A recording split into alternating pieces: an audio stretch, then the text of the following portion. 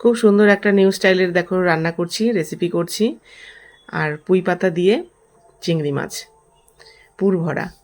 তা দেখো এখানে পুঁই পাতা নিয়ে নিয়েছি, চিংড়ি মাছও বেশ খানিকটা, 1 চামচ সর্ষে, 2 চামচ পোস্ত আর কাঁচা লঙ্কা ঝালের জন্য, আর সামান্য একটু লবণ দিয়ে ভালো করে একটা পেস্ট করে নিলাম মিক্সচারে। পাটায়ও বেটে নিতে পারো। আর সামান্য একটু লবণ দিয়ে দিলাম, পরিমাণ মতো লবণ, সর্ষের পেস্টটা দিয়ে দিলাম, সামান্য একটু হলুদ আর একটু সর্ষের তেল। বেশ খানিকটা সর্ষের তেল দিয়ে বেশ এটাকে আমি ভালো করে মাখিয়ে নেবো হাত দিয়ে। দেখো মাখানো হয়ে গেছে। এতটাই অমৃত না খেতে, এটা দারুণ কিন্তু গরম ভাতের সঙ্গে। তা দেখো কিভাবে করি। এবার একটা পুঁই পাতা নিয়ে নিলাম আর 2-3 পিস মাছ দিয়ে একটা কাঁচা লঙ্কা দিয়ে এভাবে ফোল্ড করে দিতে হবে। এইভাবে দেখে নাও ফোল্ড করে। তারপরে এদিকে দেখো একটা ব্যাটার রেডি করে নিচ্ছি, বেসন আর তার সঙ্গে চালের গুঁড়ো বেশ খানিকটা, তাহলে কি হবে মচমচ করবে। চালের গুঁড়োটা না নিলে তোমরা এমনি চাল বেটেও করতে পারো।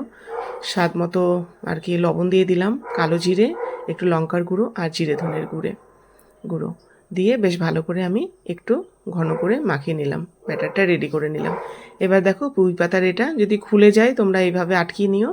আমি তো আটকিয়ে নিলাম, খুলেই যাচ্ছিল, যাবে আর কি, যাই হোক।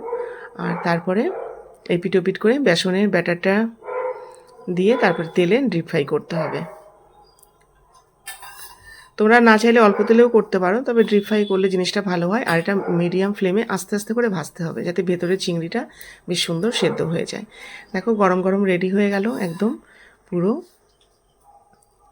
পুঁই পাতার একদম পুর ভরা চিংড়ি মাছের, মানে যে সর্ষে আছে সেটার ঝাঁঝও আছে, ভীষণ টেস্ট কিন্তু, দারুণ লাগে। একবার অন্তত হলেও ট্রাই করো কিন্তু। দেখো কি সুন্দর, এটা গরম গরম ভাত দিয়ে মাখিয়ে আমি তোমাদের সার্ভ করে দেখাচ্ছি, কি অসাধারণ, খুব সুন্দর খেতে হয়েছিল। এইভাবে কিন্তু অবশ্যই করো, দারুণ লাগছিল, দারুণ।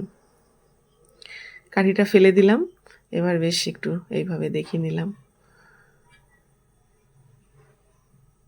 ভিডিওটা ভালো লাগলে লাইক কমেন্ট করে পাশে থেকো। এতক্ষণ ভিডিওটা দেখার জন্য অনেক অনেক ধন্যবাদ। Thank you.